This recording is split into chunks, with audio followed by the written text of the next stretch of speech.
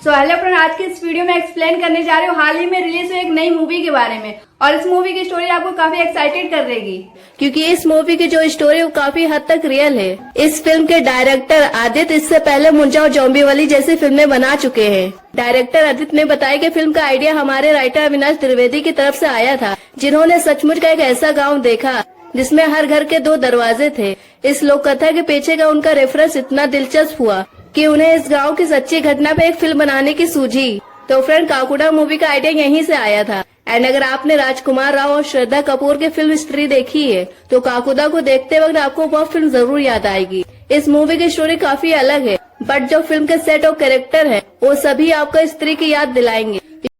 तो वीडियो में आगे बढ़ने से पहले अभी तक जिसने मेरे चैनल को सब्सक्राइब नहीं किया वो सब्सक्राइब कर ले।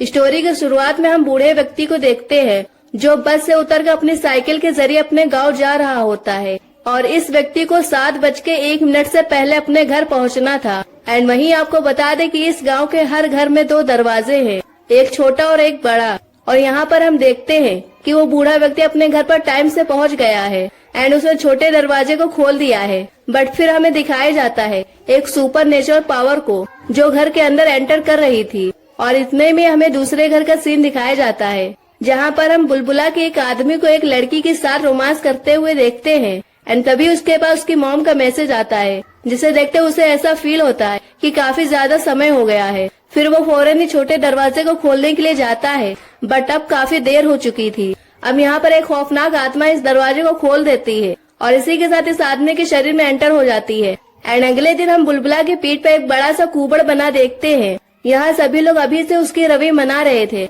एंड इसके बाद हमें दिखाया जाता है कि उसके फ्रेंड्स सरी और किल्विश आते हैं और उससे कहने लगते हैं कि तुम मौज करता रहा और काकुदा ने तेरा ये हाल कर दिया। बट हम यहाँ उसी बूढ़े आदमी को देखते हैं जिसके पास बैठा एक बच्चा उससे पूछता है कि इन्हें क्या हुआ। इस पर वो बूढ़ा आदमी उस बच्चे को इस गाँव की एक शापित बात बताता है और वो कहने लगता है कि ये आत्मा काकुदा की है, जो कि पहले अच्छा था, बट उसकी डेथ के बाद से ही वह एक बुरे आत्मा बन गया है। पर यह कैसे हुआ यह कोई नहीं जानता कि अगर कोई मर्द मंगलवार शाम 7:01 पर अपने घर का छोटा दरवाजा नहीं खोलता तो उस घर के आदमी को काकुदा का श्राप लगेगा और उसकी 13 दिन के बाद डेड हो जाएगी। एंड इसीलिए इस श्राप के अकॉर्डिंग हर मंगलवार को हर मर्द को अपना घर का छोटा दरवाजा खोलना होता है ताकि काकुदा को इज्जत मिले और वह किसी को कुछ न कहे। एंड इसके बाद अगले सीन में हम देखते हैं इंदिरा का घर। उसे देखने के लिए लड़के वाले आए हुए थे। एंड इसी बीच हमें पता चलता है कि इंदिरा के पिता को इंग्लिश बोलने वाला ही दामाद चाहिए और इंदिरा को जो लड़के देखने वाले आए होते हैं उस लड़के को इंग्लिश आती थी। एंड इसीलिए इंदिरा के पिता इस रिश्ते से राजी थे। बट जब इंदिरा के पिता उसे बुलाने के लिए आते हैं तब इंदिरा खुद को बाथरूम में बंद करके नाटक करना चालू कर देती है, जिसके बाद उसके पिता को मजबूरी में कहना पड़ता है कि तुझे जो पसंद है उसे शादी कर लेना। बट यहाँ भी उसके पिता अपने इंग्लिश वाली बात पर अड़े रहते हैं। यहाँ पर हमें पता चलता है कि इंदिरा की एक जुड़वा बहन भी है जिसका नाम गोमती है, पर उसे एक दरवाजे में बंद करके रखा जाता है। उसके दरवाजे से रात को काफी अजीब अजीब से आवाजें आती हैं जो काफी भयानक होती हैं। एंड इसके बाद अगले सीन में हमें देखने को मिलता है कि इंदिरा अपने बॉयफ्रेंड सनी के साथ बैठी हुई है जो एक हलवाई था। एंड इसीलिए इंदिरा इससे कहती है कि तुम्हें इंग्लिश सीखनी होगी क्योंकि मेरे पिता को इंग्लिश बोलने वाले ही दामाद चाहिए। सनी पूरी तैयारी करके इंदिरा के घर जाता है, बट यहाँ पर इंदिरा के पिता उसे टेस्ट में फेल कर देते हैं और कहते हैं कि तुम इंदिरा से शादी नहीं कर सकते। और ये बात सुनकर सनी काफी दुखी हो जाता है और इसी के साथ अपने दोस्त के साथ शराब पीने लगता है। और यहाँ इंदिरा भी आ जाती है और कहने लगती है कि हम भागकर शादी कर लेंगे और मेरे पिता बाद में मान ही जाएंगे, जिसके बाद सनी हाँ कर देता है। और अगले दिन जब ये लोग पंडित के पास जाते हैं तो वहाँ के पंडित मंगलवार का शुभ मुहूर्त बताते हैं। मंगल की बात सुनकर सनी मना करता है और कहता है कि मंगलवार की शाम मुझे काकुदा के लिए दरवाजा खोलना होगा वरना काकुदा मुझे मार देगा। अब इंदिरा एक पढ़ी लिखी लड़की थी एंड इसीलिए वो इन सब बातों पर यकीन नहीं करती थी और कहती है कोई नहीं, दरवाजा तुम्हारे पिता भी खोल सकते हैं। जिसके बाद मंगलवार की शादी फिक्स हो जाती है। एंड अगले दिन यानी मंगलवार को सनी अपने पापा से कहता है कि मैं एक दोस्त की शादी में जाने वाला हूँ, तो अब शाम को काकुदा के लिए दरवाजा खोल देना। बट उसके पिता तो खुद सत्संग में जा रहे थे, यानी दरवाजा सनी को ही खोलना था और इसीलिए सनी एक प्लान बनाता है और अपनी शादी के लिए निकल जाता है। वो काफी जल्दी में फेरे लेने लगता है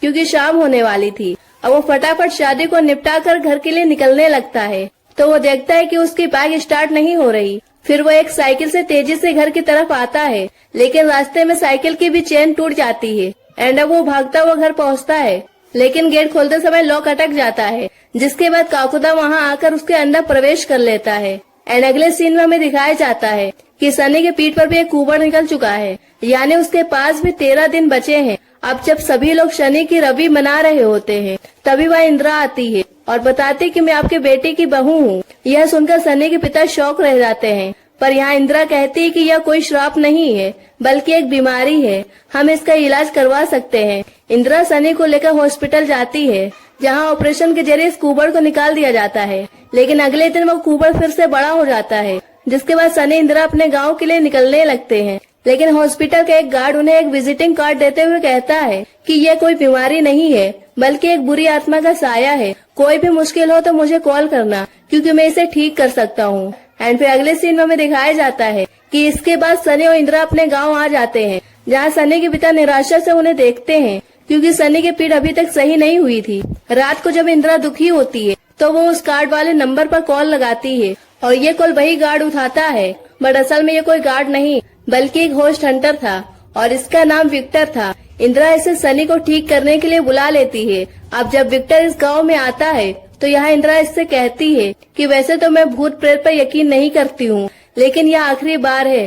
इसके बाद विक्टर अपने एक डिवाइस की मदद से भूत का पता लगाता है और ये सब मिलकर एक खेत की तरफ चलने लगते हैं, जहाँ खेत के बीच में इन्हें किसको क्रो दिखता है।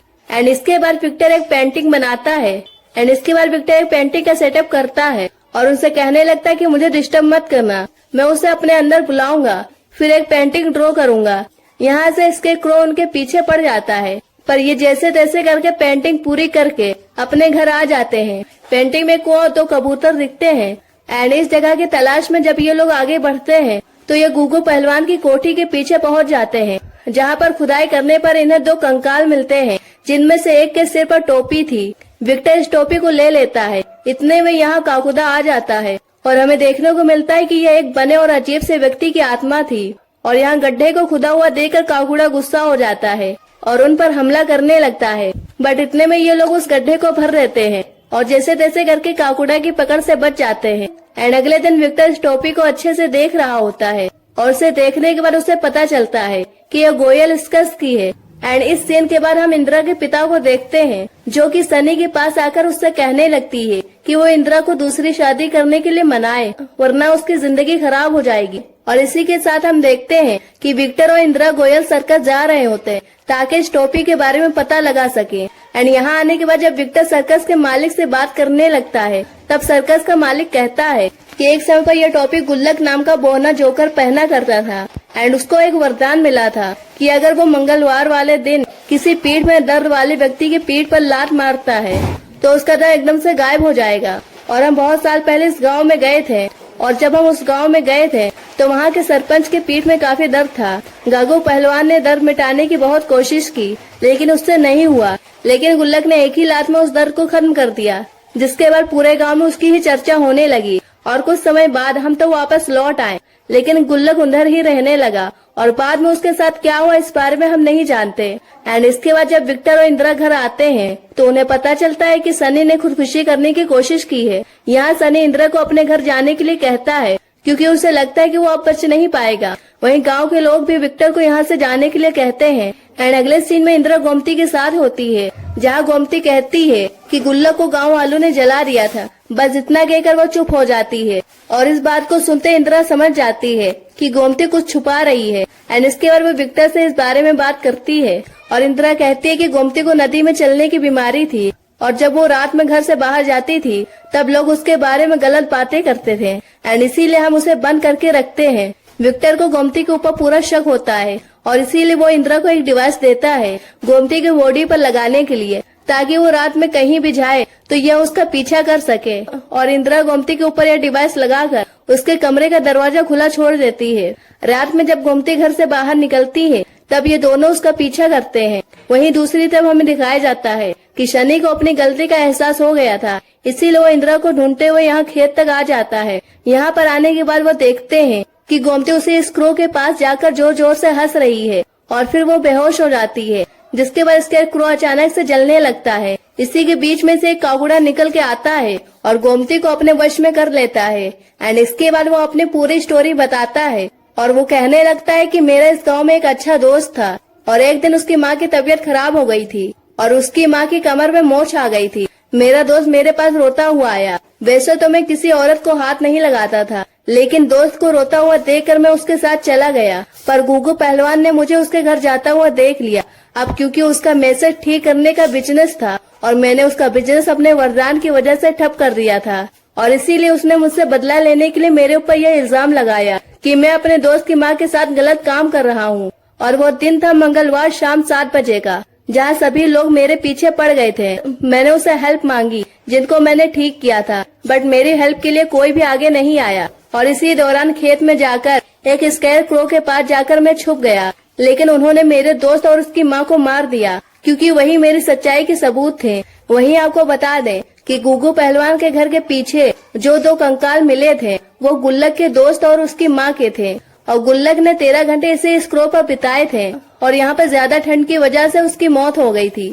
और वो कहता है कि अब मैं इन गांव वालों से बदला लूंगा। अगर कोई मंगलवार की शाम मेरे लिए दरवाजा नहीं खोलेगा तो वो मारा जाएगा। और इसी बात पर विक्टर पूछता है कि इसका कोई तो तोड़ होगा, पर गुल्लक कहता है कि कुछ नहीं हो सकता और इतना कहकर गुल्लक हवा में गायब हो जाता है। अब विक्टर कहता है कि गुल्लक के सीधे पैर में ताकत थी, इसीलिए अगर काकुड़ा का सीधा पैर काट दिया जाए तो उसकी ताकत खत्म हो सकती है। और इसी के बाद ये सभी लोग एक प्लान बनाते हैं और इस प्लान के अकॉर्डिंग सभी लोग सेटअप की तैयारी करते हैं, जहाँ काकुड़ा को बुलाया जाता है और फिर उसका सीधा पैर काट दिया जाता है। और फिर अगले सीन में हमें देखने को मिलता है कि शनि का कुबर ठीक हो चुका है और उसके पिता ने इंद्रा को अपनी बहू मान लिया है।